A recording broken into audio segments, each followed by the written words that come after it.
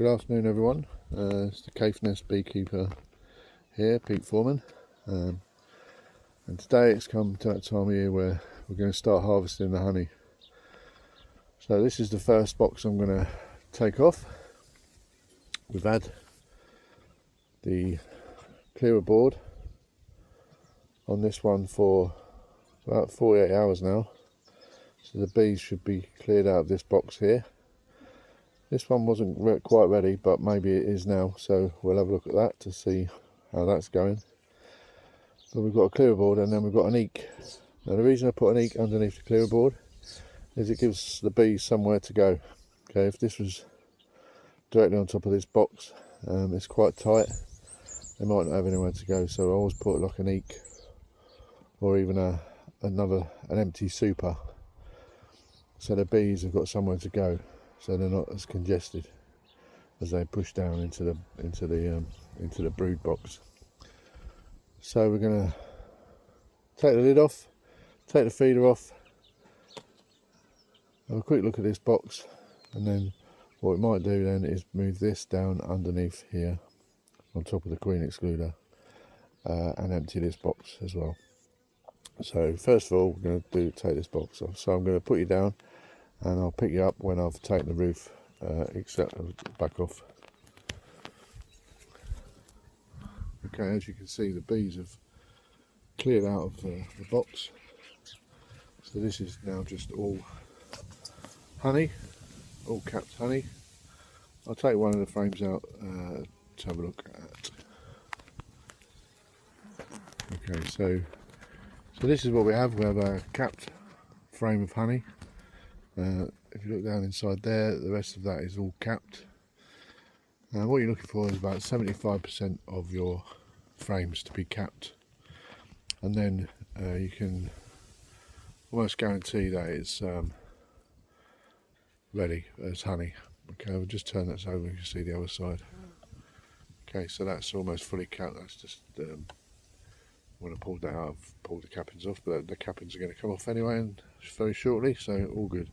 And it's important that you move quite quickly when you're doing this, otherwise you may have a situation where you've got other bees from other hives come in and then they will start robbing. So that's all capped, so we'll take that off and then we'll have a look to see what this box is like, and then we'll make a decision on what we're going to do with that one. Okay, so I'll put you down again. So these are the clearer boards I use. Okay, there's a hole there. It's a standard crown board, but underneath it's got a 8-way bee escape in there. So as you can see, the bees are all down in this one. So what I'll do is I'll have a look at that and then decide whether or not to put the crown board, the clearer board, beneath that box. And so this is what these frames are like in here. There's a few back there that are probably 50% covered, but it's the whole box. So if the percentage is over 75% for the whole box, we can decide whether to extract them when we get them over to the extractor. We can always put them back on, let the bees have those. So I'm going to put the bee escape underneath this box and clear this box and come back tomorrow and take this box off as well. So as you can see, there's a bit of comb folded down there, but it's all good. We'll be able to extract that, no problem. Okay, so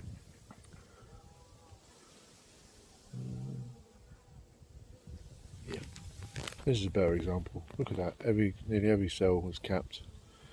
Okay, this might actually be unwired frames, so this might be cut comb as well. So well, anyway, we're going to clear the bees out of this and we'll have a look tomorrow and see what we've got. Okay, so we've removed the box. What we're going to do is put this, put the eek on top of the queen excluder, like so. then we put this bee escape with that, the bee escape downwards, so the bees will go through the hole, through the little tunnels, and they won't be able to get back up through those tunnels. So put that on there like so. That's all on there, and then we'll put the honey super, which is down here at the moment, back on top of there. So I'll do that right now. So that's the honey super back on the hive with the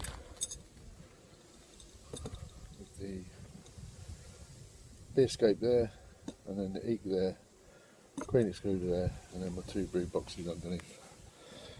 And so that takes about 24 hours, 40 hours for the bees to move down into the brood box, and then we'll come back and take that box off.